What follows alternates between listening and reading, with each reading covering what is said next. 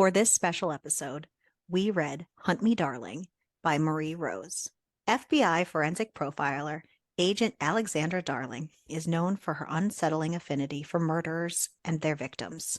As she joins a task force assigned to capture a notorious duo of killers, her forbidden fascination with the twisted motivations behind their crimes takes a dangerous turn.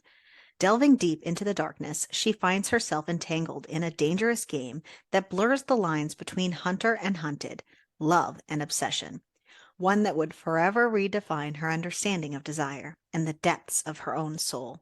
She quickly learns nothing is what it seems. Alexandra's journey will test the limits of her sanity at the same time as it challenges her perceptions of justice. Will she be another victim, or do they have something different in mind for their little darling? The content warnings are mask play, knife play, blood play, primal play, stalking, bondage, dubcon, violence, BC tampering, somnophilia, sexual asphyxiation, serial unalivers, mentions of past child neglect, mentions of past drug use, not main characters, detailed on-page murder, and detailed on-page death of a parent. And so much drugging. So much drugging. So much. Not included by the author, but we are adding it. So much fucking drugging.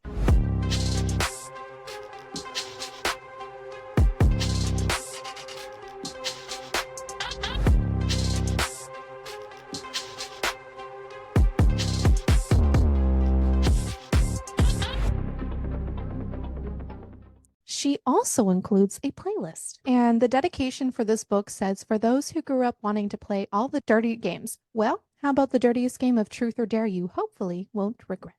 I'm going to take you on this journey. Also, it's an MFM romance. And as the author says, why choose? And it's, yes, a dark contemporary romance. I always say why choose. I know you do.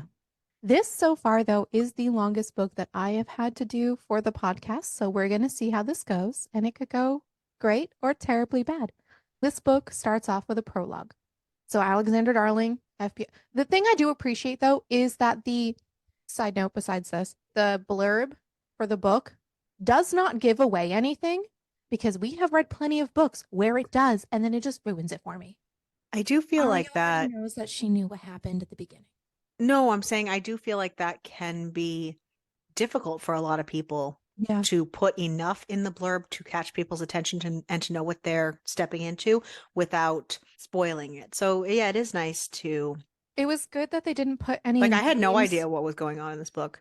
Like, That's what so I was great. getting into. I had no idea what I was getting into, I should say. Oh, got you.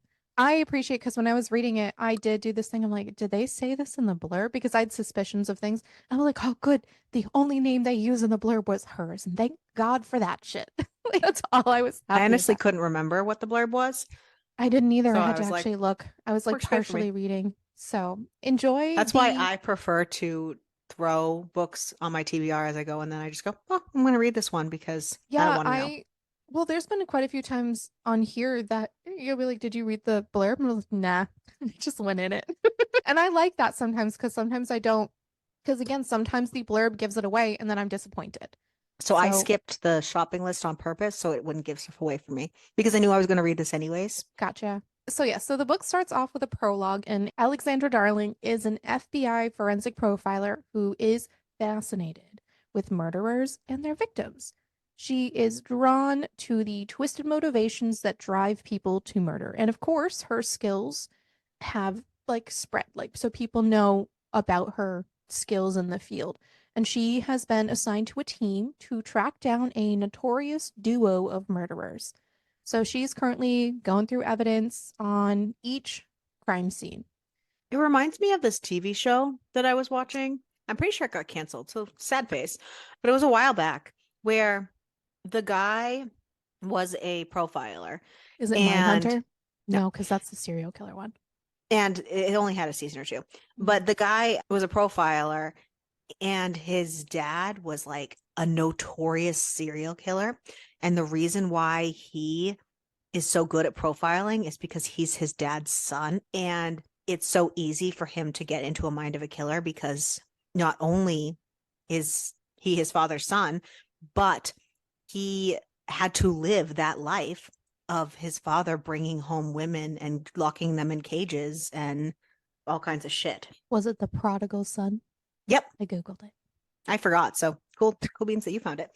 I just Um, literally, so but it almost reminds me of that kind of it that only kind had of one and season, but it had 33 episodes. yeah, that's what I was I saying. Like, just Googled guy was a profiler and dad was serial killer.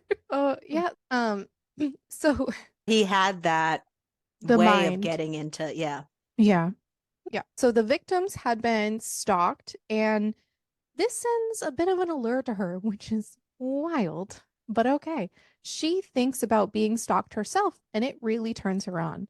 She kind of walks the line of empathy and attraction all at the same time, and she sees these victims as muses rather than tragic figures. But little did she know that her new assignment would test her limits of forbidden desires. And then I have a quote here. In the heart of darkness, where the line between hunter and hunters becomes blurred, I would find myself entangled in a previous dance, one that would redefine my understanding of desire, fulfillment, and the depths of my own soul. So, bit of a strong start there, and that's all in the prologue. The chapters are labeled at the top, although the font inside the header should be darker, but it could be like a formatting issue in the Kindle. But just so you're aware, it bothered me so much every time because it's white and then the font is like light gray. I don't know if that's what yours looks like, but that's what mine looks like. Yeah, that's not mine at all. That's weird. So mine Yeah, just looked mine. weird. So Yeah, Ariel's mine was didn't. black So within there we that. go. But That's we why I was start like, the I don't book. know what you're talking about. Yeah.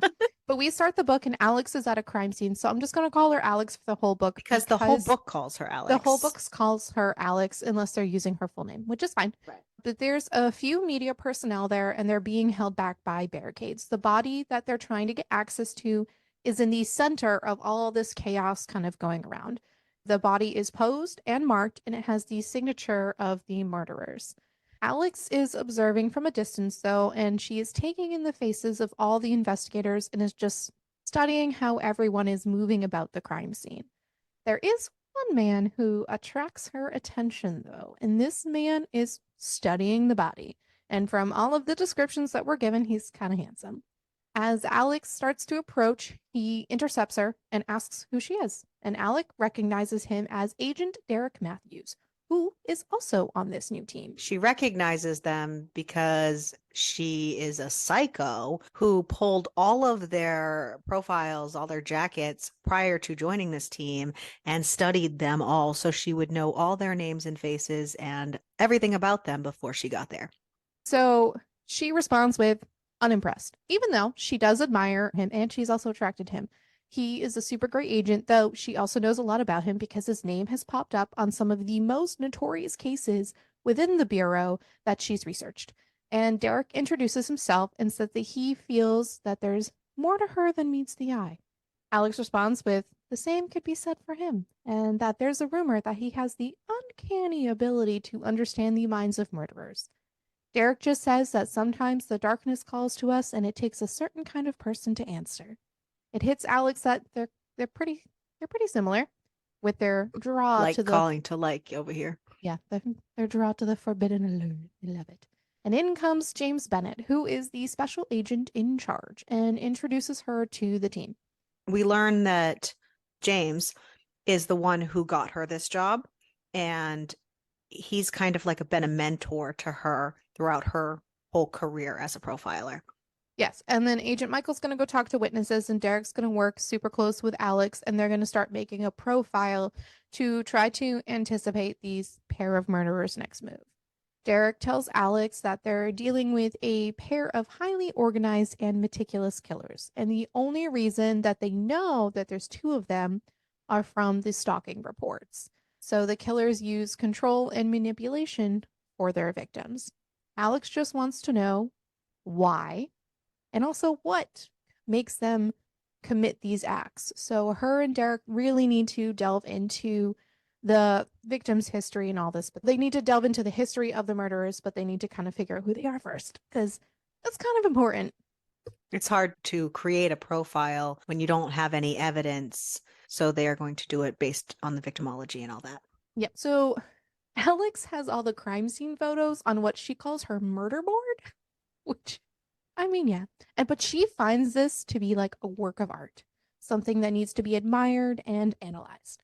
And Derek shows up and asks her what she sees when she's looking at it. But she says that she doesn't see the full picture. He says that's not what he asked, which I guess. She goes back to looking and says that they didn't spend much time with this one. They didn't mark her much, and that the healing had just begun. So they had killed this victim pretty quickly, and she wants to know why this one was different. Derek asks if they maybe had some specific reason for choosing their victims or when they even kill them. Alex thinks that they might choose them thinking that they can provide something for them or fill a role in their lives, and that the time frame depends on when they realize she won't. So they could just do it because of disappointment. Derek also kind of gives me some weird vibes at this point of the story. He gives me weird vibes. Yeah, he came on really, Strong? yeah, and almost super conceited and super, Well, if I he's guess, yeah, such a strong great for, agent, then I could understand why he is super yeah, but it conceited, gave but super creepy vibes at first, and then once she seemed to impress him, it was almost like he did a 180, and then he was like puppy, and it was kind of odd. he is definitely as into this as she is. So, again, they're alike. Alex wants to look to see if there's something that ties the victims together and then also consider the psychology of the murderers and what drives them and what void they're trying to fill. So they spend time diving into the history of all the victims. Alex learns that those who were killed quickly had talked to close friends about being stalked. And it was kind of as if that reporting the stalking is a bit of a betrayal to the murderers. But how do they know that they reported the stalking? So it's possible that they also have access and are tracking their communications. So finally, they call it a night around midnight, even though Alex doesn't want to, but it's late. Duh. And Derek walks her to her car. And they run into another agent on the way out. It's not an agent. I thought it was. It's not. I get corrected about 3 seconds later. They run into Tristan Winters. Derek warns her to be careful, and that snakes bite. Tristan is an investigative journalist, and Derek makes it very clear that he is not getting any information from them. Tristan says that a collaboration between law enforcement and the media could possibly shed light on the case. Derek does not agree, and he is super annoyed. Tristan assures him that he's just there to help the work, not disrupt it. There is a lot of tension in the air between these two people. And then, that's my note. It has also hit me right now. What if Derek and Tristan are the murderers? But don't worry, because my brain changes throughout a good portion of the book. Many That was times. my first thought process is what if these Yep, two are it? they were my first guess too. Yep. But anyways, Derek was not a fan in helping Tristan and I with had his many theories at I one had point. I had quite a few theories throughout this book, which I'm happy about, to be honest. Like I Yeah. like when a book will make me have multiple theories and not just like really implant it that this one theory is it. So, yeah, so Derek's not a fan in helping Tristan, and with his parting ominous words, Tristan just says, "You never know. Cases have a way of taking unexpected turns. I'll be around, lurking in the shadows, waiting for that moment when you might change your mind." They were After just so creepy, Yeah, I know. Every like at every first. man in this book is creepy. Like, I'm gonna Yes. be honest. Pretty sure it was on purpose, Yes. throwing us all off. Yep. After he leaves, Derek tells Alex that they need to be careful and that trusting outsiders can be too risky. Then Alex heads home after agreeing, but saying that they can't fully shut out help because it may get to a point that they need it. When she gets home, she keeps thinking about Tristan and contemplating the pros and cons of letting him into the investigation. She finally decides to lay down, but her thoughts are going wild, and she decides that, man, both Derek and Tristan are super attractive, so I'm just going to masturbate to my thoughts of them. And she does. And And boy, that and and boy, their does this tension woman, with one another. It was their, oh yeah, boy, yeah. does she fucking paint a picture of what they do to her, this woman's imagination. And then she falls asleep. I mean, she released what she needed to, so I get it. At work, she fills James in on the work that her and Derek have done. Alex then suggests to Derek that they should go through the stalking reports and understand the extent of their experiences. Derek also says that they should explore their social circles as well and talk to friends, family, and coworkers. After hours of being at work, Derek can see that Alex is struggling. This girl has literally no food in her rental house, so she is not well nourished, and so they decide to go get lunch. As they head back to work after lunch, Alex's phone goes off with a text message, and it says, "You look very pretty today, little darling." Oh, that's not good. She asks this person who it is, and whoever it is just responds with, "You know who it is." So clearly, now she's the one being stalked. They tell her that she needs to keep it between them and that the moment she even hints at it to anyone, they'll be gone. They want to play a little game with her. Some truth or But dare. she will not have a chance at catching them. Nope.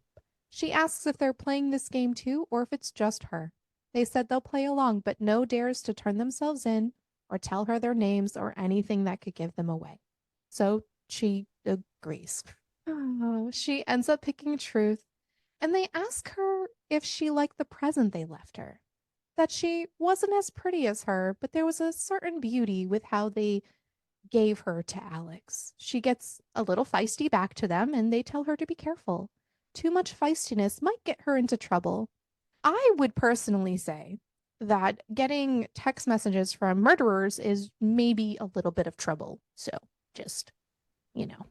And then she asks them truth or dare, and they pick truth. And she asks if they've already picked up the next victim. They have. They ask if she wants to know what's even prettier than she is today, and her face as she came last night. And they end it with, "Happy hunting, little darling." Shit, that's not good. Because they have seen her and she was in her house. Like, okay. She obviously can't let Derek see what's going on, so she tries to like calm herself down a little bit. So she texts them back once she's in her office, which, bitch, come on, and just says that she's not intimidated and she is trying to catch them. They like this. In fact, they're actually counting on it. They love a challenge, but she needs to be careful what she wishes for and tells her to get back to her partner. They wouldn't want him catching them first. And then all I have is now, baby, let the games begin. And all I had in my head from a lot of these points is Taylor Swift's Are You Ready for It? Baby, let the games begin. Yeah. I wish, yeah. Yeah. I mean, really. Alex and her team start diving into this case and they're reaching out to people, learning more about the victims. You know, Derek and Alex work super late into the night, and Alex is getting super frustrated. It seems like the murderers specifically picked victims with no apparent connections to each other, so they're gonna call it a night. In her car, though, she feels like she's being watched, but nothing seems out of the ordinary. She goes home, showers, gets ready for bed, and in her room on the bedside table is a rose with a small torn piece of paper that says, "Simple and beautiful, like you, little darling. If I press myself to your thorns, will you make me bleed?" Bro. I She's hear that. a bit of a mess and has some pretty conflicting emotions. She's got adrenaline from the investigation. She's curious and a bit aroused, and she sets the stuff aside and makes sure there's nothing else in her house. She realizes that their game is working on her. She's going to play their game, but on her own terms. She even texts them to say that she's not afraid of their games. They tell her I'm that not afraid. they've just begun. Literally, again, baby, let the games begin. Alex struggles to sleep and she wakes up in a sweat. She had some sexy fucking dreams about masked men and playing truth or dare. She is still conflicted in her emotions, so she gets up and showers. Then she masturbates in the shower this time. But all she is thinking about is gloved hands and the masked men, and she feels regret as soon as it's over, but also a bit of relief, if you catch my drift. When she gets to the office, she sees two unfamiliar men inside her office. What is with all these unfamiliar men? Of course, they're super attractive, but And everyone's so attracted to I, her. well, she asks what they're doing there, and they just say that they're fellow agents. She does not like that answer, and she asks them for their name. They are Agent Thomas Decker and Darius Travis. She gets a weird feeling about them. Honestly, I did too. Apparently, they're there because they're Cue number two of me more creepy thinking men. that, okay, Yeah. maybe this duo are the murderers. Yep. God Lord. I Apparently, was like, they're okay, there, now I have two sets. right? Apparently, they're there because they're curious and want to take a look at the murder board. Alex tells them if they're not there to assist, then they need to leave. Travis responds with, "You should watch your tone, Agent Darling. I don't think, okay, this was my thing. I said, I don't think these men are the killers, but I don't like their vibe." So there were a couple times they just said things just right, like right after Yeah. that's the only reason I still had them in Like the this running. part where yes, so she doesn't trust them. And Travis's parting words are a bit of a warning. "We'll be watching. You might find our observations more valuable than you think." Their presence makes her feel super unsettled. Would make me feel unsettled The too. only reason they weren't the front runner for me was because she didn't feel good around them. Yeah, the vibes were off. The Right. vibes weren't vibing. Then her phone goes off and a photo pops up. It's of her in her shower, and the message says, "God wasn't there, but we were. Next time you come, it is only to be our names on your lips, little darling, and that it will be soon, and that they have plans for her." Bitch, you won't tell me your name. Listen, I know. She's super furious, but she's also super turned on and exhilarated. She's turned on a lot in this book, guys. Derek comes in and she knows that she can't tell him all what happened. So they delve back into their investigation and they go to the places where the victims were known to frequent. When they get back, Emma's a bit distressed but says it's just family issues and she'll be okay. Then they're stopped again before getting back to the office with Michael talking to a random man. His name is Mark Thompson, and he is the lead crime scene technician and has been assisting the case.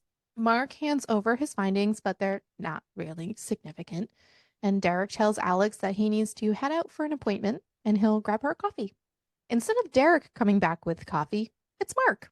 And then Mark randomly asks her out for coffee. And she says, "No, things are complicated." Apparently, he thought that they had a connection earlier. And I said, "Is this man insane?" When? That's what I said. Where? I said they How? exchanged not a lot Who? of words. What? None of Delulu. Fucking He Delulu lives in hands. Delulu What a land. man. He lives in Delulu land. Yeah, I said, "Is this man insane?" Because they exchanged not a lot of words. Then he leaves and she gets back to work, but then she falls asleep. When she wakes up, something feels super off. She is in her house, and there's a piece of paper stuck in her bra that says, "You look like you need some rest. You're beautiful when you sleep, little darling." And then there's pictures of her on her wall. So instead of like her murder wall, it's her with a note that says, "Happy hunting, little darling." Bruh. So she plays truth or dare because why not? And she picks truth. That seems logical at this moment. She makes a lot of really weird, illogical decisions, but okay. And they ask how it feels knowing that they've been watching her. And she says she feels nothing. And they call her a liar and that she is going to get punished.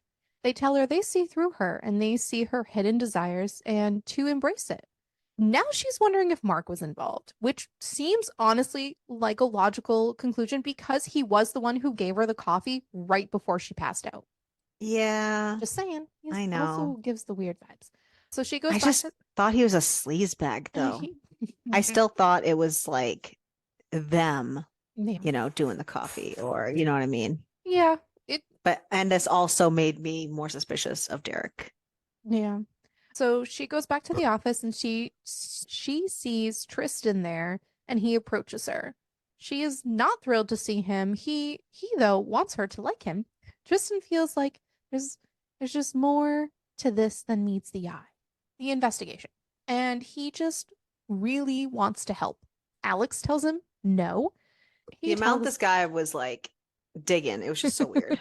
he is also a journalist, so it kind of makes sense. And this is like the biggest murder case Yeah, ever. but that he's only contacting these guys. It was kind of They're weird. the only ones on this case. It's a very small No, team. they're the only profilers. All those people are all in the I'm team. just saying, like, it does make sense. He tells her that he's there if she needs him. And then another man yells out to Tristan, and it's his good friend Max. We learn that Max gets information unconventionally. And I said, "Man, there are And so many this men in this book that could is be when I was starting suspects." to wonder. I'm like, okay, is it Max and Tristan? Yes, and this is where I said, "Man, there's so many men in this book that could be suspects." He offers to help, which she also declines because, of course. Derek checks in with Alex, asking if she's okay. They can't afford distractions or lapses in focus, and she just assures him, all good. They're going to be off doing face to face interviews and retracing steps today. So she decides, for some fucking reason, while they're doing this, she's just going to play a little bit of truth or dare with the dudes. So they pick truth and admit that they chose the woman for the fun of it. She calls them a liar, and they say it's not a lie, but two can play the omission game.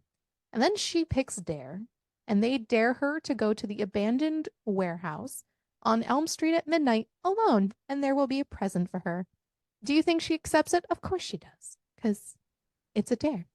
She works with Derek until late in the night, not making any progress, and she ends up heading out so that she can make it on time. She gets a text from them saying that they hope that she likes her present. And as she's leaving the office, she runs into Agent Decker and Travis in the elevator. They're just kind of passing through. There's a lot of tension in this elevator, and they comment that it's always interesting to see what unfolds in elevators and just keep talking super creepily. And then Travis asks if she has any excitement for this evening. She's like, nope, let's wrap it up, work. And finally, she's able to get out of this fucking awkward ass elevator and she heads to her car. She thinks about all these fucking cryptic ass comments because that's creepy. Like, these dudes are creepy as shit. And off to the warehouse she goes because that's a smart move, guys. Definitely do that. When she gets to the warehouse, she starts kind of like navigating through and she sees a room. And then she sees a wrapped package. And when she reaches for it, out pops a figure in the doorway and it greets her. She goes to reach for her gun, and a hand wraps around her arm, and she feels a pain in her neck. And the figure behind her just says, "Time for a nap, little darling." Okay, now listen. It may not be any of the men she my this gets answered in like 5 minutes, but at the time, this is my thought process. Wouldn't you think if it's any of the men she's interacted with, you would recognize their voice? We learn why she doesn't in about 5 seconds. She slowly wakes up and she is in a dimly lit room and she The can see amount that she's drugged in this is book. so much. She's going to So have like much drugging permanent going on. damage. Oh, probably. I mean, well, if she sees her gun laying on the crate with her gift, she thinks how stupid she was for going to trap. No fucking shit, you dum dum. You are an FBI person. How do you not know this is a trap? She willingly went. The voice then asks if she's awake, that he was worried he was going to have to give her adrenaline to wake her up, just in case he gave her too much. She looks into his eyes. He's wearing a skull mask, and we learn that there has been a voice modulating device in the mask. So that is why she did not understand his voice. He has super dark, almost black eyes, and his hands make their way to her throat and ask if she's liking their game of truth or dare. Tells her that she can have her gun back after they're done if she's a good girl. You have one at her back and one in the front with the hand. So she's like sandwiched between these men. They ask if she's going to be a good girl for them. She tells them no, which I would probably say the same thing. I don't know. They might have gotten me. They might have gotten me. She's not playing their games and they won't break her. They say that they don't want to break her, but her darkness calls to them. They're aroused. She can feel their Hello, cocks. it's me. Hello, darkness, my old friend. She can feel their cocks pressing into her body, so there's that. She is feeling a bit conflicted. The one in the front asks if he touched her, if she would be wet. Of course she would be. She does not want to be manipulated. The man behind her says, "Oh, little darling, it's not about manipulation. It's about discovering your true self, the desires that lurk within. We can set you free." They really want her to embrace her darkness. And then one of them puts his hands into her pants. She gets a little bit defiant, telling them she's not going to let them corrupt her. And then he takes his fingers out of her pants and then licks them. And he tells her that she tastes so good and he can't wait to devour her. She growls at them, and then the hands on her throat tighten. And he just says, "The fire in you makes me want to fuck you more. To wrap my hand around this pretty little neck and squeeze until you can't feel anything but my cock until you pass out."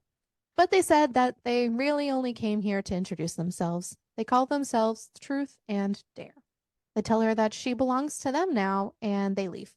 So she grabs the gift and heads out. Then we get Dare's point of view. So this is multi POV. You're welcome. And he's just watching her as she leaves. She exceeded their expectations. And They really want her to be their dark queen. He really hopes that she likes their gift. Truth says that that went better than expected. They will make her submit and they'll make her theirs. Truth craves her and wants to see her surrender. They open up an app on their phone and it's time for the next steps. Are these next steps? We don't know yet. Now we're back to Alex. Alex opens the box. It's a USB drive, which interesting. It's a series of folders with all of the victims' names on it with photos and documents and notes. Then there's And also more folders with names she doesn't recognize. They're other targets, but are they alive? Are they dead? We'll find out. Then she sees her name and it's notes, her routines, interactions, newspaper articles. There's like a fuck ton of information. She is obviously very fucking freaked out. Duh. So she opens up a folder that has a name that she doesn't know. And there's pictures, but there's no crime scene photos. And this is the same for all of the other names that she doesn't know.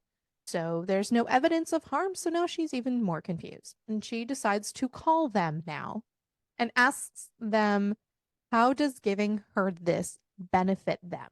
They say it will help her look for them, but it won't lead her to them. She should just say thank you like a good girl. So she does thank them, but she says she's going to uncover the truth. They assure her that the truth will be revealed in due time, but to go to sleep.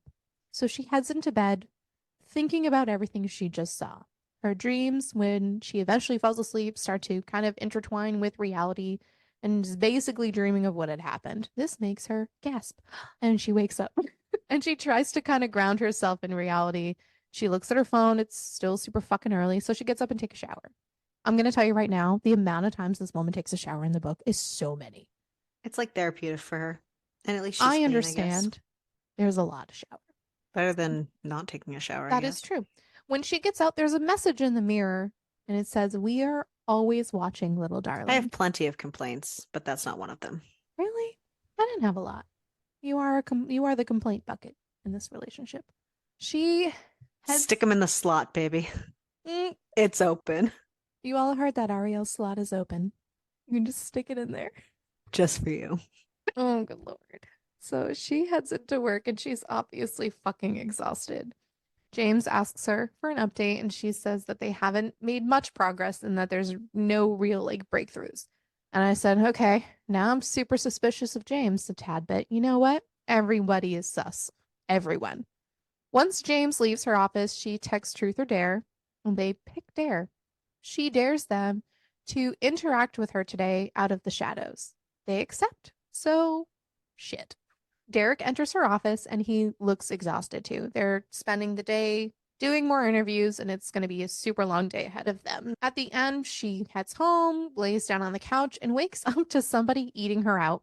But her hands are bound and she can't see anything. Honestly, what a way to wake up. She's conflicted in her brain with fear and confusion and also pleasure. And the man is also fingering her and eating her out and tells her that he wants her to scream. She eventually does, by the way. And then he sticks his fingers in her mouth and tells her to suck it, and if she bites, she'll get punished. Then he calls her a good girl, and the guy's voice wasn't modulated.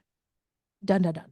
Nothing happens with that, by the way. Doesn't He used such a low, growly voice that she couldn't register it. I know, but later on she realizes that it wasn't modulated. She like comments about it in her head. Then he's kissing her and she wants to touch him, but her hands are like held down so she can't. And he pulls away and she's pulled off of her couch and she falls to her knees.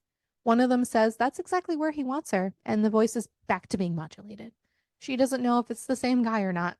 And then her arms are tied behind her back and they tell her to open her mouth. So she does. And then she blows him. But if she opens her mouth, they will take the blindfold off and they'll have a chit chat. But you know what? After he comes in her mouth, she's not done. They switch places and the other one fucks her face a little bit more aggressively, by the way. Oh, also, they're both pierced. So, Yeah, they are. yeah, they are. And it's been so long since we've had anything with piercings. And matching piercings, Matte piercings. which is interesting. Uh-huh. It gets interesting. It's an interesting choice. Sure it is. So as she's pulling this one, fingers go between her legs and start fucking her, and then the man in her throat comes down her throat, and then she also comes, and then when she calms down, she stays on her knees, but then they set her on the couch, and they take off her blindfold. And they tell her that they agreed they take the blindfold off, nothing about the restraints or their masks. Fair point.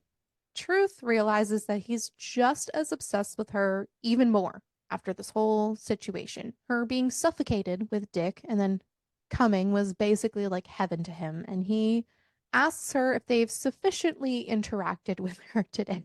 She growls back at him, which also turns him on a little bit more.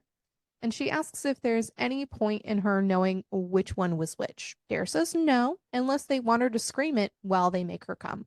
She asks if she'll ever be able to see their faces. Truth says maybe, maybe not. Who knows what the future holds? Then she asks if they're going to kill her. Dare says that if they're going to kill her, they will let her know before they do it. We learn that they're also not stalking anyone else currently. It's just her. Truth encourages her to ask another question and to dive into the dark corners of her mind. She asks what draws them to their victims. Dare says that she has all the information she needs in the files that they gave her. Truth says that their time together is limited and to ask her last question wisely. Alex then asks what they truly want from her. Truth says that they want to unravel the depths of her darkness and to awake the beast within. They want to witness her surrender and embrace her own depravity. Dare says that they want to take her to the edge of ecstasy and madness and push her boundaries until they shatter. Truth asks her if she's ready to embrace the darkness. Of course, Alex tells them that they won't break her. Dare says that breaking her isn't their intention, but they will make her bend. Dare injects her and then puts her into bed. Alex feels like a failure to her training, which I kind of agree with because she keeps getting drugged. She gets her laptop and kind of starts to dive deeper into the folders. She finds crime reports that she hasn't actually seen before, and they aren't even on any databases. They detail connections to illicit activities. So basically, the victims are not as innocent as they appear. None of them. It seems that there is like this big web of evil has been covered up.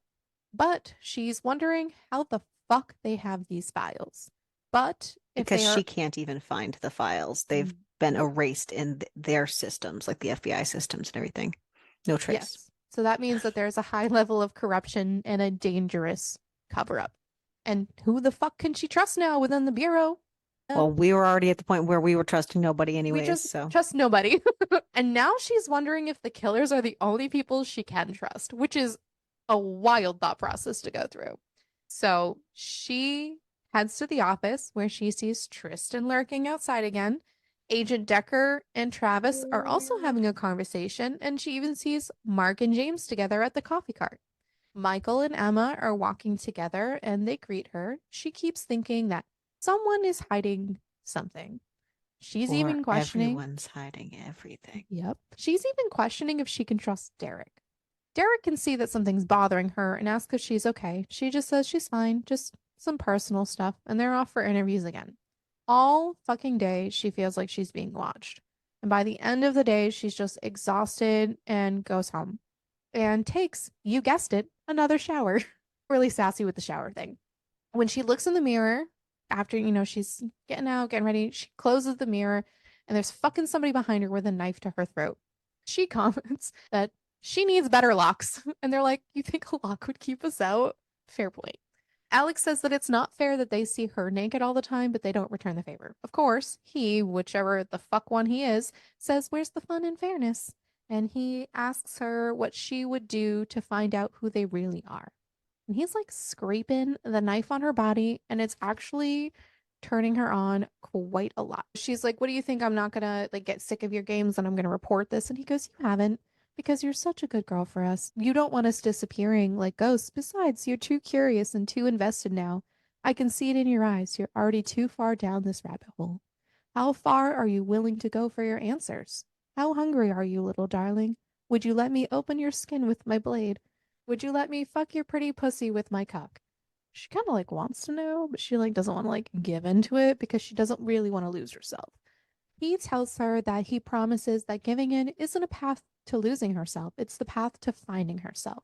Alex asks what she would get for letting them fuck her. He says that since she likes to play truth or dare, that they're going to give her two truths for being a good girl.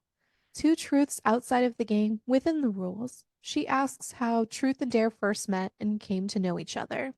They're brothers, which to me makes the whole matching piercing thing like weirder.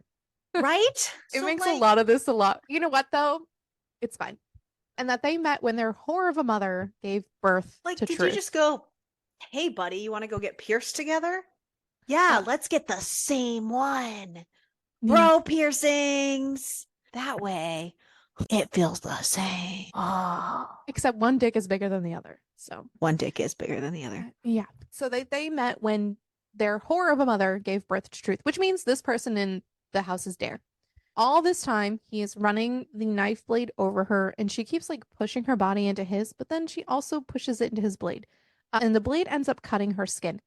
He's not really thrilled about this, and he tells her that her actions have consequences as he's wrapping his blood covered hand around her neck. And he tells her to put her hands on the counter. She's not allowed to move her hands. She doesn't, no questions asked, which, I mean, I guess if you have a blade to you, probably just do anything that they tell you to do. And he starts cutting her, but he tells her that she looks so pretty in this color. He means the blood, by the way. Little slashes on her ass, and then he fucks her with the knife because, of course, he does.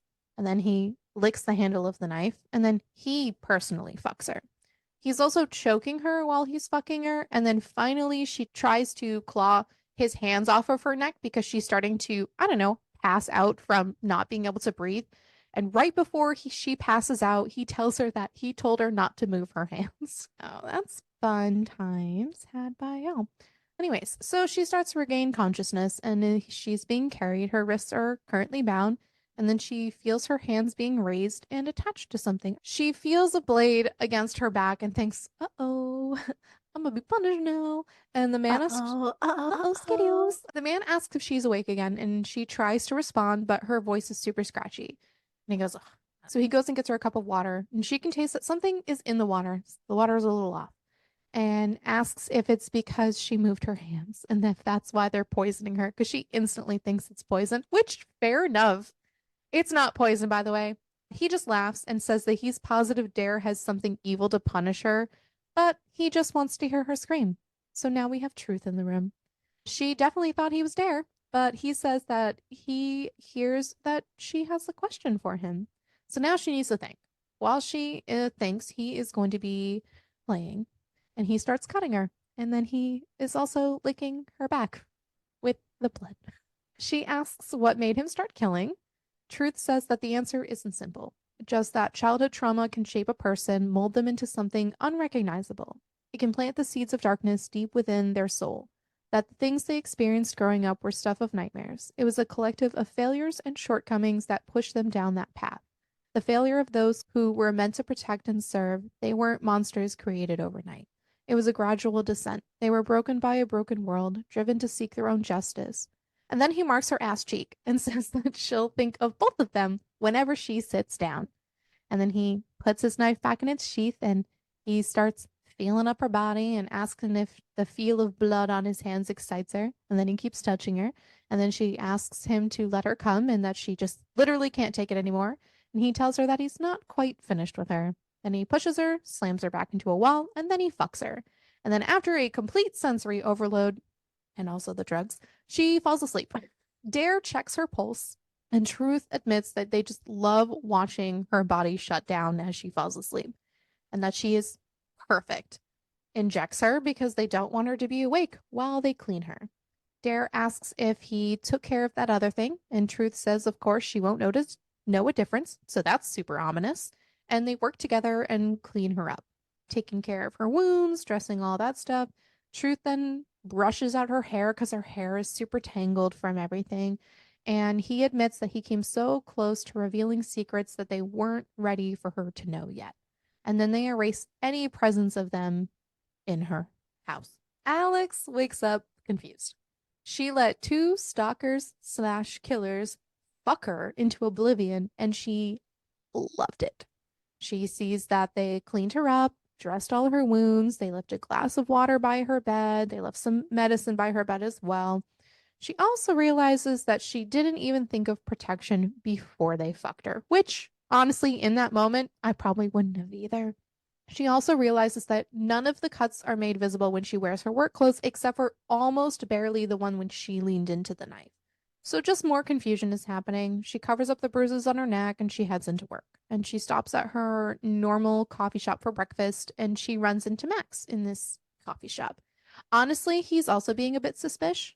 So she tries to go to her normal coffee shop for breakfast, but even though she's gone through the drive-through every day, mysteriously there's a sign up saying that the drive-through is closed today. And weird, Max is sitting in the lobby and she's never seen him there before. And that is when I was like, okay, buddy. So she gets to the office and sees Mark, and he asks how she's been. Alex says she's been busy and they're making progress, but there's still a lot of work to do. He compliments her work ethic when she again turns him down. She finds these encounters super fucking weird, and Mark offers assistance if she ever needs it. And then she runs into Agent Decker in the elevator, as well as Agent Travis, who is looking at her ass. And they ask how the investigation is going, and she just says they're making progress. Then they tell her that they'll see her around. But when Travis speaks, it like sends like a super shiver down her spine. And I said, okay, my thought is maybe it's Travis, but I don't know. The shiver thing when he speaks, you know what I mean? Yeah, but I took it as a creepy one, not a good I don't one. know. I don't know, man. I don't know. Derek finds her after this interaction and asks if she's all good, because obviously. And she says she's fine. It's just, there's just a lot going on. She checks in with him to see if he's good, and he just said it's fine. There's just a lot of personal stuff going on, but we're good. He also says that they make a pretty good team, and maybe they'll one day solve the case and have a celebration. Because everyone wants this girl. Are you really? It's a book. It's just weird. He then says that he has no doubts that they'll crack this case wide open. And when they do, he'll make sure that they have the time of their lives. Of course, she gets a little turned on a bit. And then Mark interrupts. Cue Derek being back front runner. And then fucking Mark interrupts and asks if they've seen James. And everybody's just super fucking tense. Alex thinks that they need to review everything again and that maybe they missed something crucial. So they do that. And obviously, she knows the link, but she doesn't know who to trust. She keeps wondering if maybe she can trust Derek. Hours go by and they need to take a break. She goes and gets some fresh air while Derek makes a quick phone call and she goes to a cafe for lunch and she sits down and fucking Tristan just appears and sits down with her and asks if she's thought any more about his offer of assistance. And she says she doesn't think how involving him would be beneficial. And then her phone goes off during this conversation and it just says truth or dare, little darling. So she says truth. And they ask if she woke up in the middle of the night with their cock buried in her pussy, would she want them to keep going or stop? And she just said she would want them to keep going. And Tristan's just sitting there during this, like, having a conversation and tells her that he has no ulterior motives. He just literally genuinely wants to help her out. It was this moment where I was like, okay, Tristan and Derek, because he's all smirky, like, go ahead, answer your phone. Okay, continue with your conversation. Yeah. Thinks that it'd just be too much for an outsider to handle. He assures her that sometimes an outside perspective can make you see things from a different angle. But if she changes her mind, he is there for her. She says that if she doesn't make any progress, then she'll reach out. She goes back to the office and Derek is still on the phone and looks super fucking frustrated. He says it's just personal issues. They have hit a dead end and maybe they need to kind of reassess how they're doing this. They need to figure out why the victims were targeted and see if there's a pattern that they missed. Obviously, she knows why.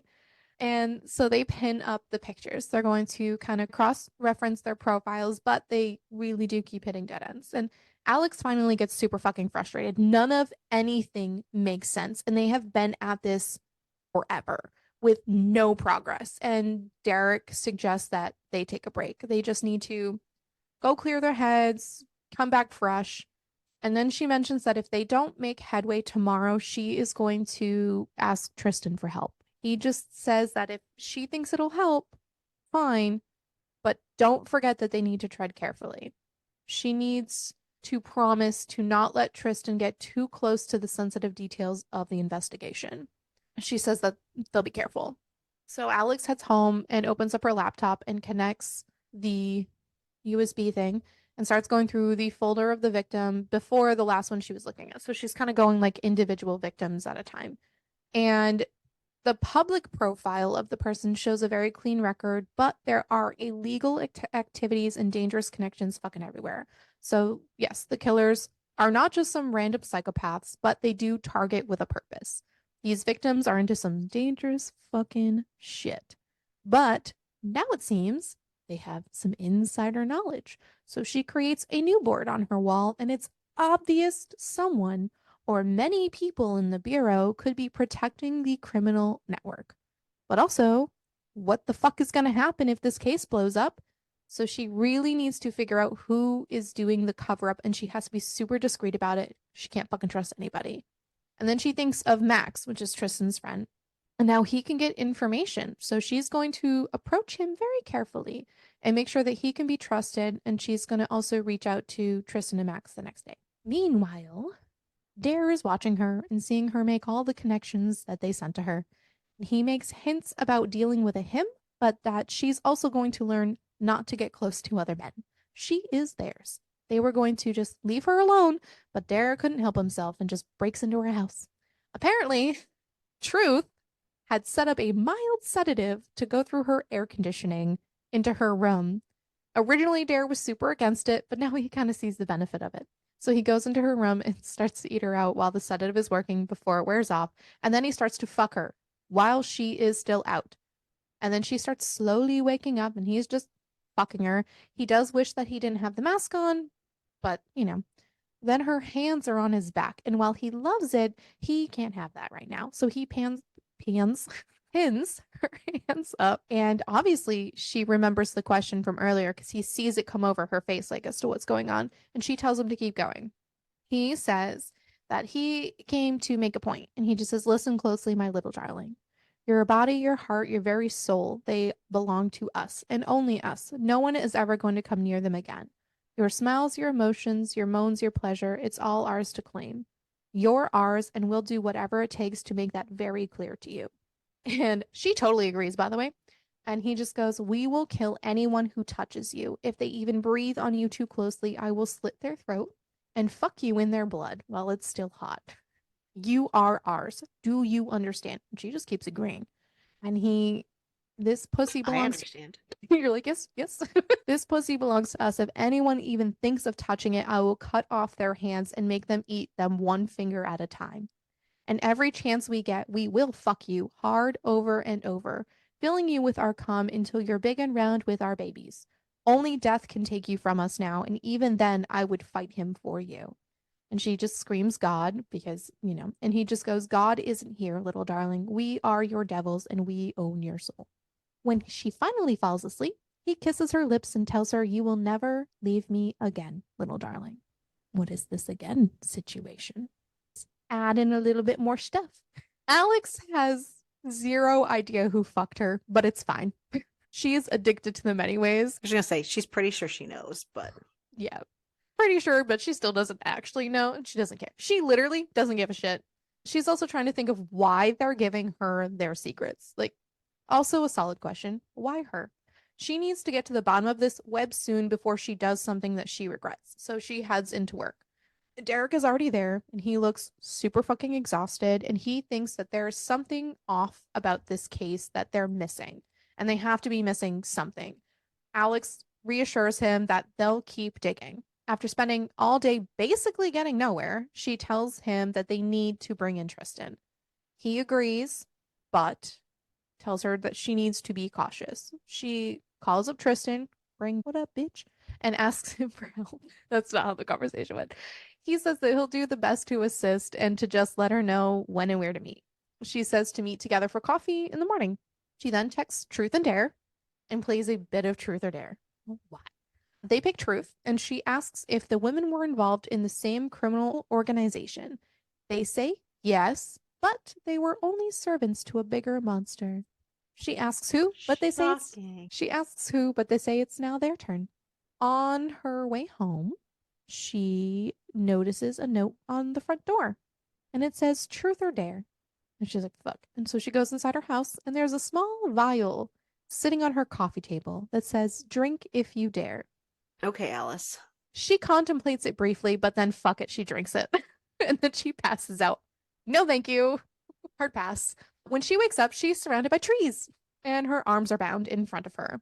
Finally, one of them says, "Hey, little darling," and she asks what she's doing there.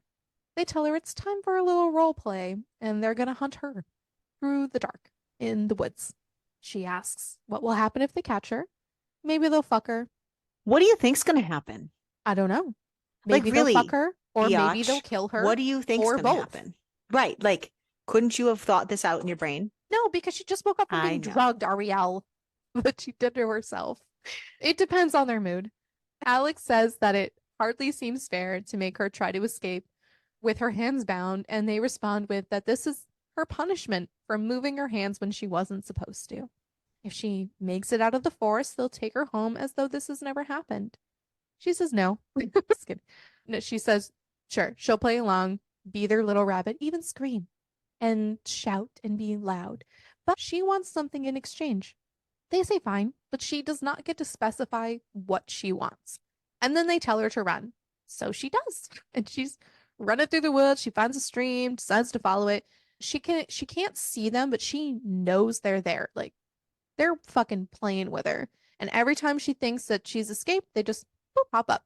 But once she gets to like this little rock formation, one of them pops up and grabs her and chokes her against a tree and asks if she's having fun yet and asks if this is making her wet and that he's going to fuck her so hard. But she manages to twist herself out of his grasp and then fucking takes off. Finally, one of them gets her when she runs literally smack dab into them. She just like goes around a tree and just like that. When I move, you move. Just like that. Finally, yeah, so and this person tells her to scream for him. The fun is only beginning, and soon she is sandwiched between the two of them. But she knows who is who because they have these tiny little tails, not tails. That would be a whole different book if this had tails. This book just escalated. They have tiny little tails. She reaches up her hand just to barely touch the mask, and her wrists are grabbed. Dare loops one of the loops a rope, so it's one on her wrist, then around her neck, and then back to her wrist. That is not how I read it. I read it as she fucking yoinked her wrists up to knock his mask off. No, she went to go up to grab the mask, and then she barely got to touch it, and he ripped her Right, hands but down. that's what I'm saying. She full force went to knock it off, but he stopped her. Yeah. And as punishment for trying to knock off his mask, they fucking wrapped a rope around her neck and connected it to her wrist so that every time she moved her wrists, it choked the fuck out of her. Yep, it does. Yeah. So she really can't move her hands now. You dumb bitch. Then Dare starts to cut off her clothes, and Truth puts his hand in her pants. He doesn't have gloves on, but Dare does, so she can feel because like one of them has the leather gloves on. As Dare is working her nipples, Truth is finger fucking her, and all she wants to do is finish, and she even asks them to do it. And then Dare picks her up, bypasses Truth, and slams her into a tree, and then fucks her.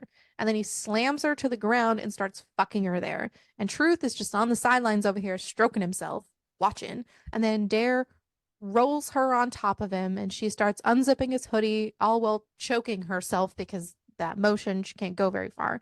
And then she bites into his pecs, and then without warning, Truth just shoves his fingers into her ass. And then after he does that, he just starts fucking her ass. So then it's a sandwich. And of course, there's no prep, so that shit hurts. That escalated real fast. It really did. It really did. And then she's crying, and something goes over her eyes, and Truth licks her tears. And I was like, really? The tear licking? And then Dare licks her lips and then kisses her. And then their masks are back in place. And because when they blindfolded her, they like did whatever. And then they took her thing off, and now she can see. And then they fuck her really, really hard. And afterwards, Truth tells her that they're sorry, but hopefully one day they won't have to do this. And then they inject her. So much drugging. So much drugging. Was that even one of the content warnings? I don't think so. There's so much drugging in this book. When Alex wakes up, she has a glass of clear liquid, and see how I say clear liquid and not water, because this shit is not water. Medication and a small gift wrap next to her. So they had dressed her in a nightshirt, put underwear on for her, And the gift has a note that says something small for our little darling queen. And inside of it is a wooden box. And she opens it and it has a pendant inside and it brings her into a memory. And the memory is a woman carrying her. The woman ends up being her mom. The necklace the woman is wearing is a large gold heart with different stones at the top, and then a word at the edge of the bottom. The woman says that it's their name, but she can't read it. The woman says that it's time for dinner and bedtime, and little baby Alex says that they'll think she didn't want to find them and that they'll just keep hiding and not come out. The woman says that their mom will let them know that she went home. Alex says no, she's a mean mommy and not like her. And then another memory flashes and she just hears screams. She has fucking no idea how they knew about the pendant, and she can see the engraving that says darling. She has not seen this pendant in 20 years, and Alex just sobs. Memories of the night start coming back, but she shuts them out because she does not want to relive it. Though, this is the reason that she had become an FBI agent, and she just keeps fucking crying. And all of a sudden, she's being lifted from the ground, all the lights are turned off, and one of them carries her to the bed and they tuck her in. When she wakes up, the pendant is around her neck. And so she gets up and showers, gets ready for her day. She puts on makeup, which she doesn't usually wear makeup. She puts on a brand new suit and she breaks out her laptop and she goes right into her file. Everything from her life is in there, her foster home, her school records, academy application. And she texts them and says, thanks. That wasn't something small. And they respond with, it is small, little darling. We promise something big, and you will get that tonight. More gifts. But off she goes to the cafe to grab some coffee and then to the office. She feels like she's being torn in so many different directions. She greets James and Derek, and James asks if there's any progress. She says that her and Derek are going to take a different approach, but they will let him know. James then asks if they've seen or heard from Mark because he's been MIA, which is a bit suspicious. Derek points out that It was not suspicious to me. I'm just saying. I'm also just saying. Derek I know points where out, he is. yeah, we learn where he is. I knew where he was. Derek points out that Alex looks a little different, and she just says she wanted to wear a little makeup today to look more awake. Derek responds with, or is there another reason for the sudden change? Are you trying to impress somebody? She says no. So they work a little and then they head to meet out with Tristan. They tell Tristan kind of a brief overview, and Tristan asks if they're looking for something more that ties it all together. He says that his friend Max is pretty good with data recovery, and that he trusts him, and Max owes him a favor. Alex thinks that it's worth a shot. Derek wants to meet with Max and make sure that he understands how important it is to keep all of this confidential. Tristan agrees to this and is going to see if Max can meet up, so he calls him. Max shows up literally a few minutes later because he wasn't that far away. And he greets Alex saying that it's, super nice to see her again. Derek really lays it into Max how important it is to keep this quiet. How fast he showed up made me question once again if it was Derek. Well, or Tristan Max. did say he wasn't very far from there. I know, but again, I know. how instantly made me question once again if it was Derek or Max. That's true. Working with Tristan. Alex then briefs Max on the case, and Max says that he's going to give it his best shot and he's not going to let them down. As they leave, her phone goes off, and it's a text asking if they need to make it a dare or will she meet up with them at the abandoned warehouse on Elm Street that night. She says that she wants the truth first and asks how long they've been watching her. They respond longer than a minute and less than a lifetime. Honestly, this is a genius answer. It's so funny. Ariel hated it. They tell her that if she goes to the warehouse, she'll get her answer. So back at the office, Derek says that there's still no Mark, and it's weird he disappeared in the middle of an Is it Derek? Is it Shut weird? up. It's weird that he disappeared in the middle of an investigation, but they keep working. There's no updates Is from it? Tristan. Is it weird? I don't think it's weird that he disappeared. So there's no updates from Tristan or Max yet, but they're probably just kind of digging through data. There's a lot.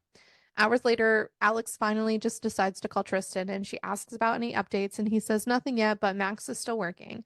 And he tells her to stay safe. Alex tells Derek there's no updates yet from them and they just continue working. So Derek leaves at 10, even though he wanted to walk her to her car. Alex wants to stay and continue working, so she works for another hour. Her phone goes off and it's Tristan, hoping it was something good. It's not. It just says there's no progress. She heads to clean up before her meeting and runs into fucking Agent Travis and Decker in the elevator. I really, really, really don't like their vibes.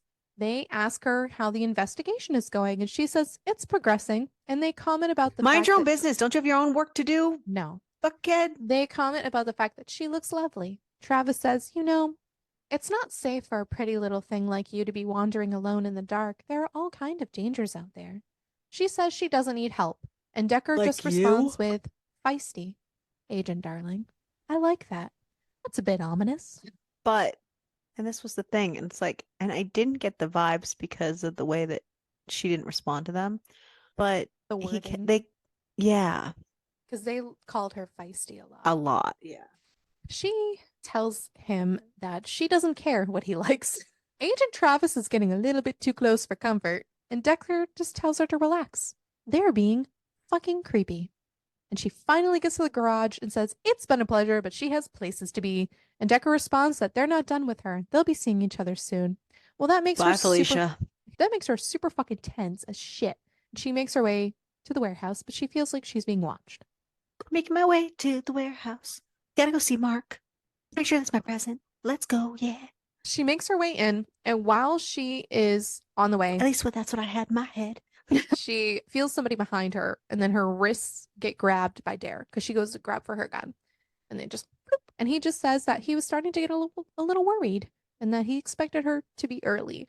Alex just tells him that she had an annoying delay on the way out, but then Dare tells her to tell him about it later, and he takes her gun.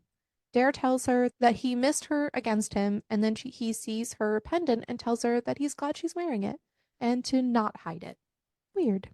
She asks how he found it and what it means to him, but Dare just says that it means something to her, and that's what matters. She's upset about all the riddles, and she asks again how long they've been watching her, and he just responds with a long time. She wants the truth. So don't I. I would be the same way. Like, fucking stop talking in circles. Dare says that maybe one day, but let's focus on the present. He then tells her that he thought of how her lipstick would look smeared on his cock, and then he tightens his grip on her face. He makes her promise to not touch their masks, and if so, she can keep the use of her hands. Dare says that Truth is in the other room, and they have a big surprise for her. And she agrees that she will not touch them for the night. That at Yes. least for Sorry. this night. Yeah. Important. That's why I have you. Anyways, they have a big surprise for her, and guess what? It's Mark. Apparently, Mark likes to help evil people escape justice. She feels anger, betrayal. Honestly, I didn't see this coming. I just thought it was because he asked her out and was being creepy. I didn't either. He is creepy. Yes. I mean, it made sense because of how creepy he was. So I Yeah. thought that I didn't think it could be possible, but it's like I just thought they were mostly. Yeah. She feels anger, betrayal, disbelief. She literally would never have suspected Mark. Mark isn't in charge. Bitch, I knew it was going to be Mark. And you're an FBI agent. No, I don't think she ever suspected that he would be the one like doing the weird shit. Gotcha, That's how I gotcha, took. I don't. gotcha. Please. I was like, I knew it was going to be your present, bitch. No.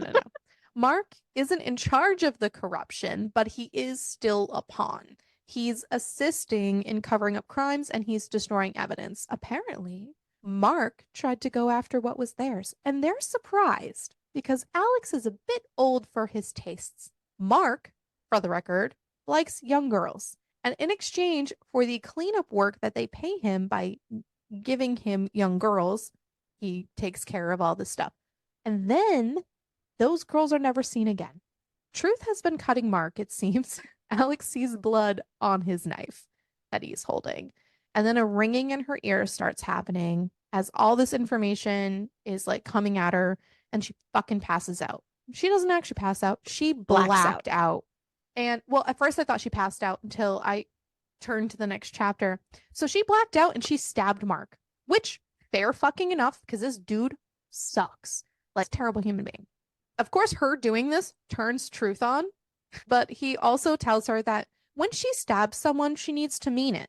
And they stab Mark together as he's explaining the different ways to stab him for different intentions. And then Truth is undoing her pants and puts his hand in her pants as he's got the knife. And then he starts undressing her while her hand is holding the knife in Mark. And then another hand dares wraps around her and pulls the knife out of Mark. So like it's like a I don't know. And then Dare makes her face Mark while Truth is finger fucking her and says if the screams become too much and you are done with them, you do this. And then moves her hand and slits Mark's throat. And then she comes as soon as this happened. And then Dare has her get on her knees to blow him, and then they spit roast her. After they're done, they're going to take her home and get her cleaned up. Truth is driving her car because obviously she's been through a lot of shit and she should probably not drive. And when they get to her house, And she's covered in blood. yeah, they clean her up. And as Truth is cleaning her up, he's touching her very nicely and it turns her on. And he brings her to her room and tells her that he wants to make her feel good. And then she rides him. And as he's lost in pleasure, she reaches down and pulls his mask.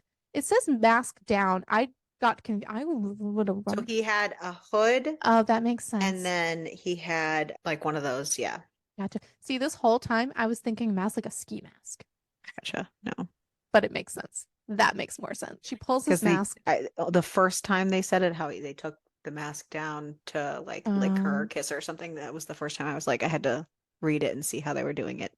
Gotcha. So yeah, pulls his mask down and reveals his face, and he grabs her throat, rolls them over, and pins her down, and tells her that she is in so much trouble. He says that Dare is going to be so disappointed. She had promised not to touch the masks, and she said technically it's morning now.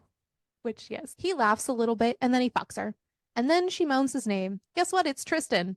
Wow. And number one is Tristan. Imagine that was like, we knew it was him, but it's like confirmed. Yeah. And which one is the second one? Because is it the front runner or is it the backup? That's true. After they're done, he just says that Dare is going to be so disappointed, but he was always obsessed with her. They've known her since they were kids. Gets a phone call, and it's obviously Dare on the phone, and Tristan brings her to her office. And then he leaves. Dare admits that when they started this, they knew.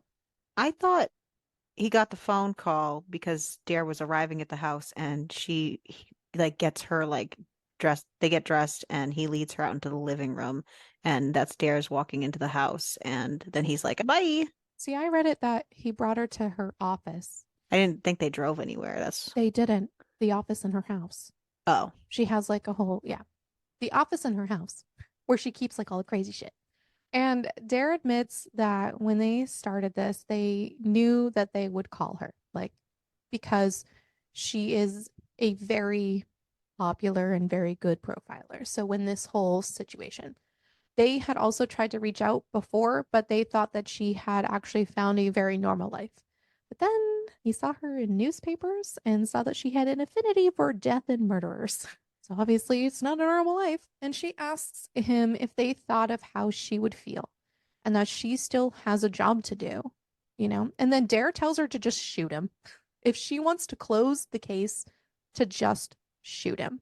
She can't, but she lifts up his mask and shoves at him, and they have angry sex. Surprise, it's Derek. And I said, I totally thought it was going to be Max. So yeah, Derek was still my front runner. It's Derek, so. That's what I mean. But Max was my backup. Yeah, he was a backup. Apparently, when she was younger, and then I was like, this is weird. This whole how is Max involved? What's going on with Max then? Yeah, I know, right? So apparently when she was younger, she couldn't actually say their names, so she just called them Truth and Dare. And then he said, and now that I think about it, I feel like an idiot, not knowing that that would make sense since their names start with D and T. I felt so stupid. It's a stretch. Well, they used to play Truth and Dare a lot as kids, so it makes sense. So that's probably why. So they ask her what she remembers. Apparently, she has dissociative amnesia. So not much, actually. They said that they'll all talk about it when it's all sorted. So now they just have some loose ends to tie up. She then asks if they're literally digging up information that she already has.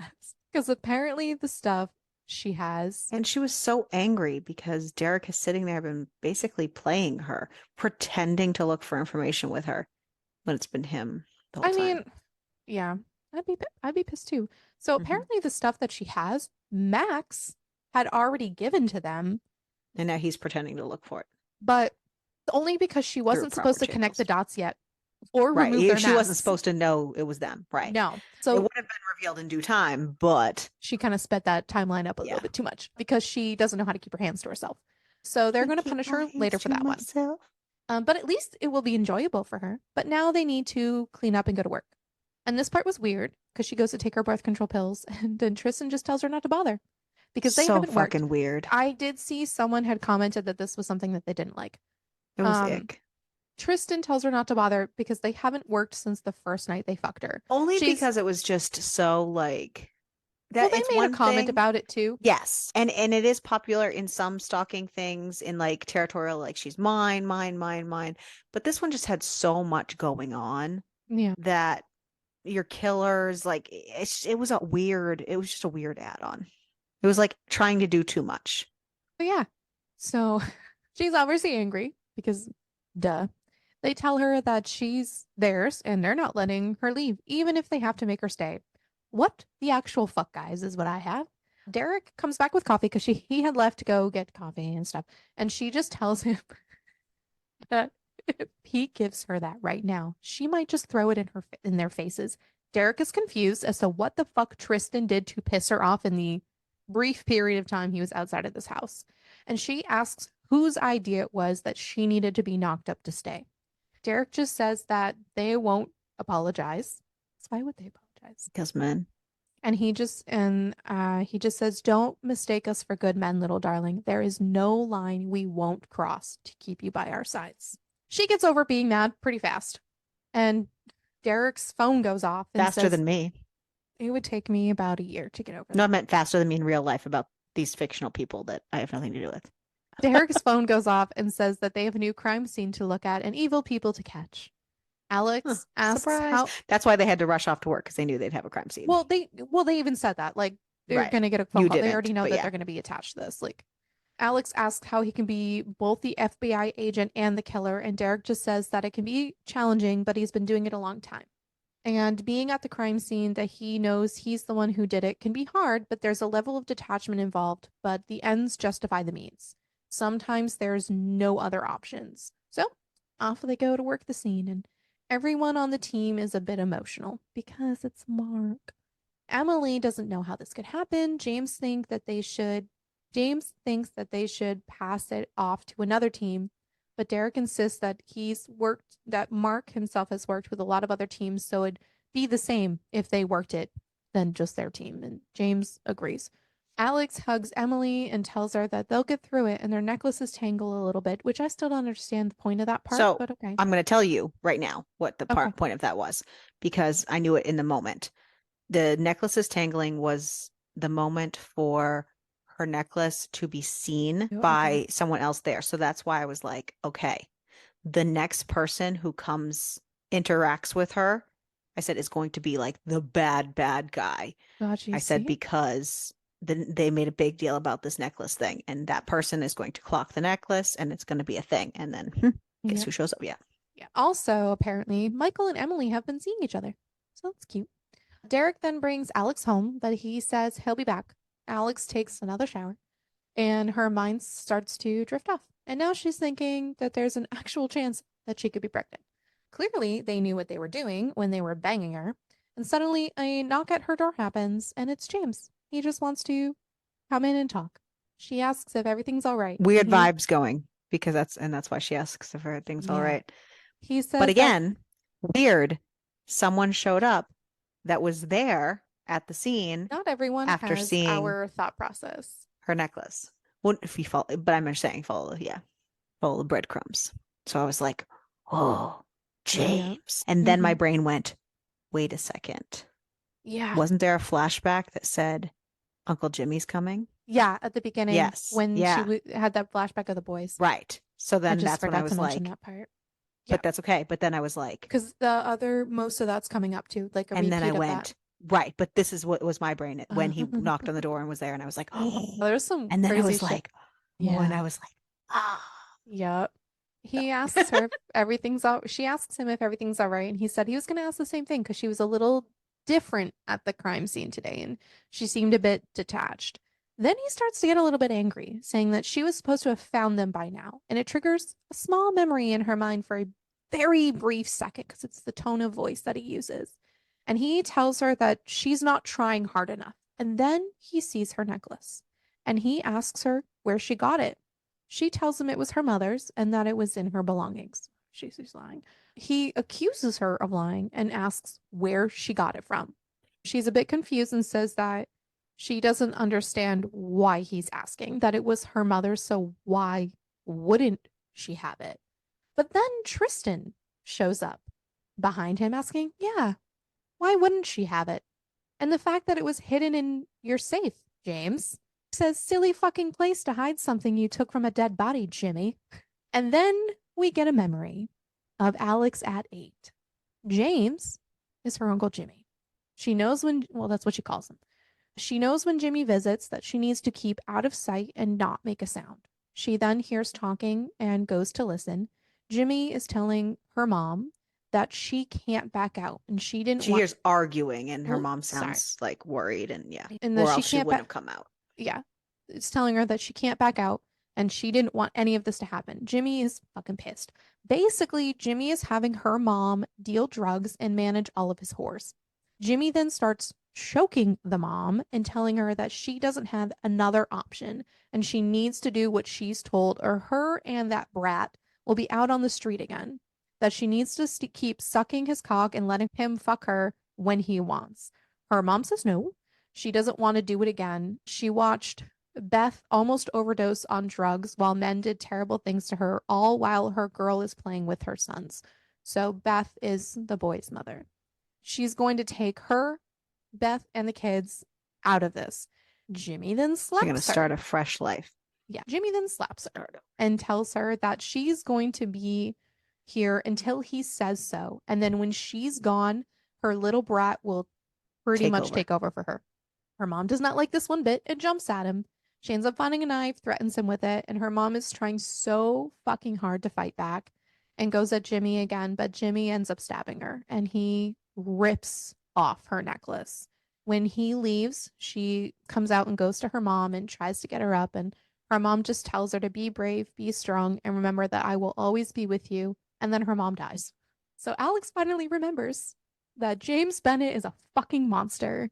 Tristan is holding him with a knife to his throat, and James asks if they are the ones killing his employees. Tristan says that they're criminals and monsters.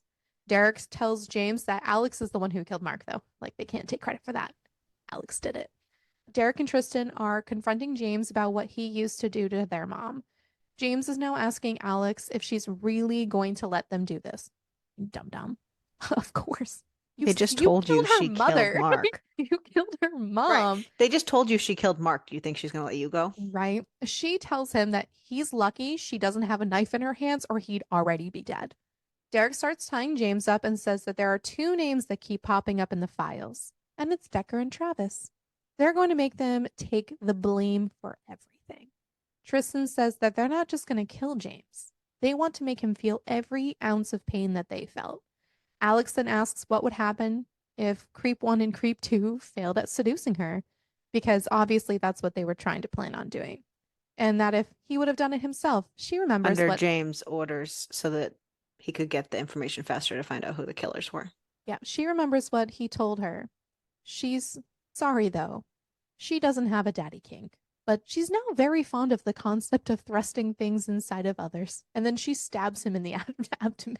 I mean, Derek comes up behind her and helps her twist the knife while he's licking her jaw.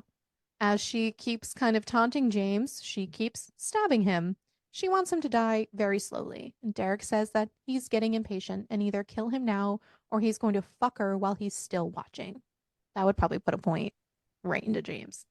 James asks if she was always this twisted, and Alex just responds, if you asked me that a week ago, I would have said I don't know.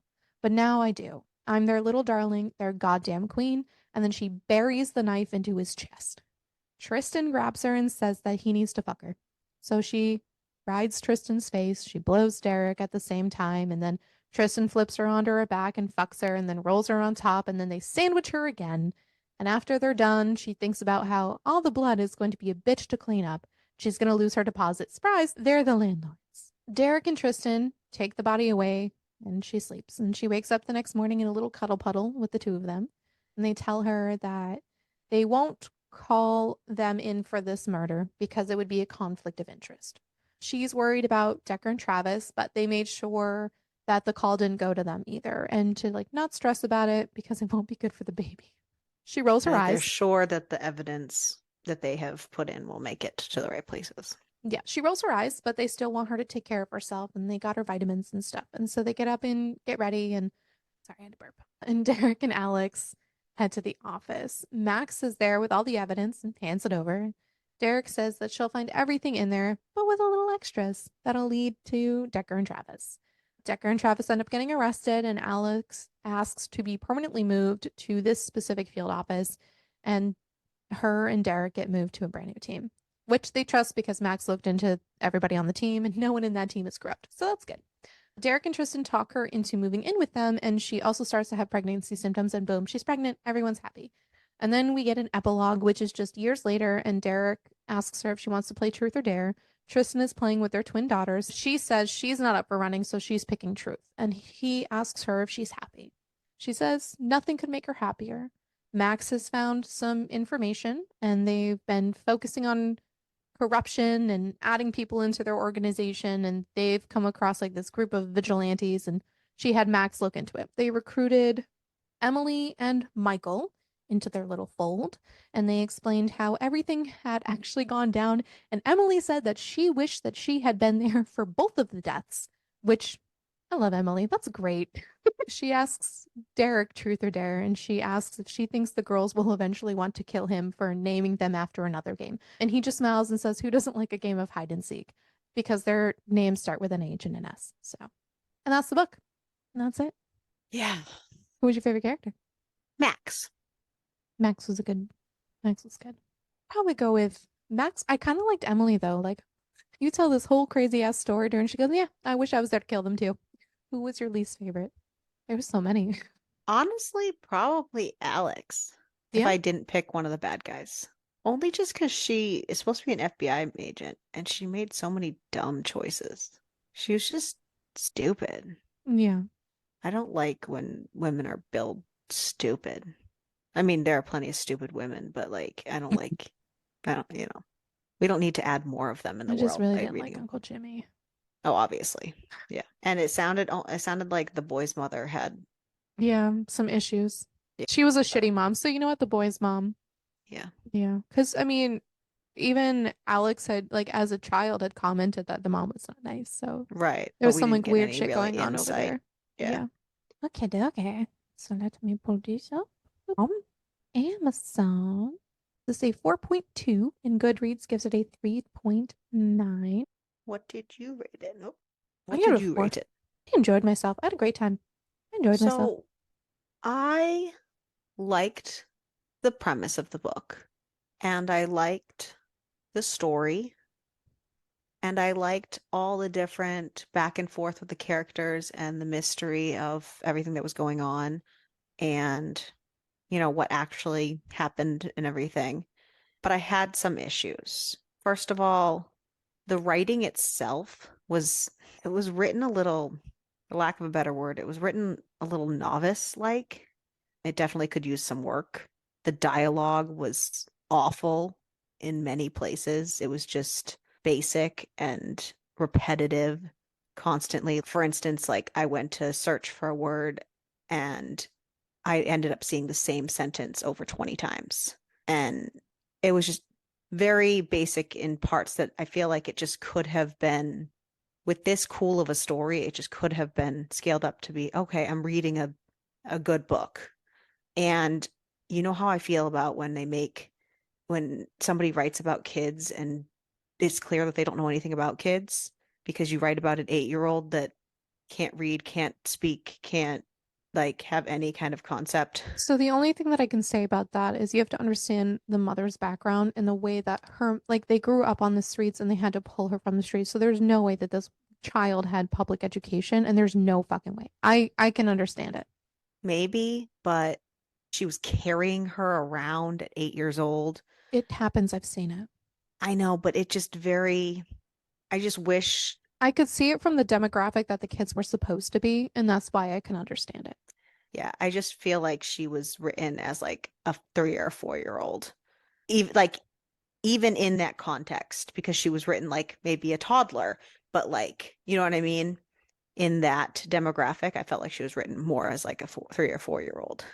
Like where, yes, she's older, but she's still talking too young and talking to, you know what I mean? Because she was talking like a 2 year old Yeah, and but there's having no. those thoughts of like her inside thoughts were very, very, very young. So what did you rate it? Because you haven't said.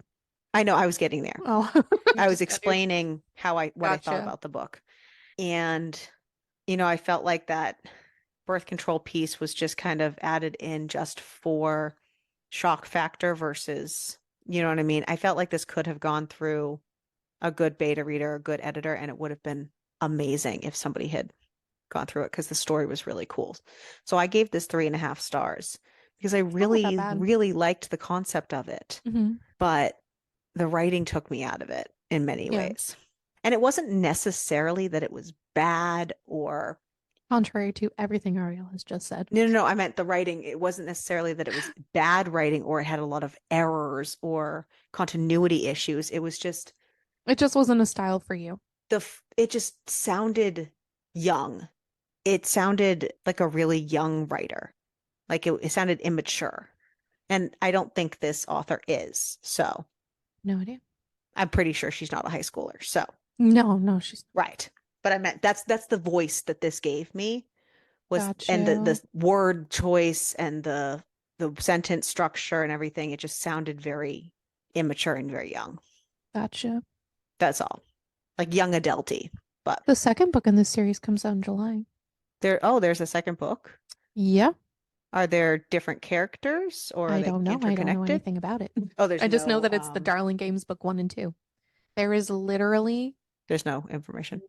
release date may being brought forward. There's nothing and no information. Huh. All of like I'm very intrigued by all of this author's ideas. Like I'm excited to check out that one that we saved for December. Mhm. And she herself calls herself a baby author, so I'm hoping that her writing matures as she goes. Yeah, I don't think she has too many books out. She just Right. released a book very recently. So I'm trying to Because see. if her writing matures, that it could be like an amazing, you know what I Yeah, mean? I'm curious. I was just trying to look at something. What did you cucumber rate this? Oh boy. Oh boy. There's a lot of fucking. There's a lot of fucking in this book. I'm gonna go like a 6. I enjoyed it. Obviously I would rate it higher if it wasn't for the knife. I love how you like super glossed over that too. I did, yeah. I just say Yeah. fucked him with the knife and then moved on. He did put it in his mouth too. Um, There's been so much knife fucking lately in yeah, books. I would say a 6. If it was written better, it would have been, but It's still pretty there good was a though. lot. There Yeah, was a lot. His I the agree with you. piercings, man. Whew. So happy about that. I was I like, was super Ariel's gonna be happy with the happy. piercings. Yeah, super happy with the And she even piercings. described that she could feel them I inside know. of her too. Like she was great. I liked it. That was good. And that was the first special of Survivability. the month. Oh, survivability. Oh boy. Oh boy. I don't know. I would want to survive because a sandwich with piercing sounds like kind of fun. But I honestly think I probably would have died. What is your survivability? I would be fine. Okay, I would, like I said, I would want to live because that sounds fun. But in all honesty, I would probably die pretty fucking quickly because men are creepy. I would trust the wrong person. Because the thing is she trusted Mark. Like, it surprised her because, like, she trusted him and didn't think I would trust the wrong person and end up dead So here's the thing. or trafficked. One of the two. For like the first 20% of the book, I was like, dude, why didn't you take Derek into a crowded place and whisper in the fuck his ear not to react and that they contacted you? Because But I would have done that. But I'm saying I I would have know. done that. And then probably So I they don't would have know what would have disappeared. happened to me. That I is don't know true. what would have happened to me. That's true. Would I have just lived my life and been fine? Yeah, Would decisions I, matter. Who would knows? he, they have come? I don't know. I don't That's know. The book that's would have been over real solid. fast. How about your quality of life? If I lived, quality of life would have been great, but my ass and vagina would never be the same. But Yeah, I would I'm be going to really tell you happy. right now. that fuckery they pulled in the woods with the ass shit, I would have been a better FBI agent and pulled my gun. Yeah. Prep work is important, Yeah, boys and no girls, shit.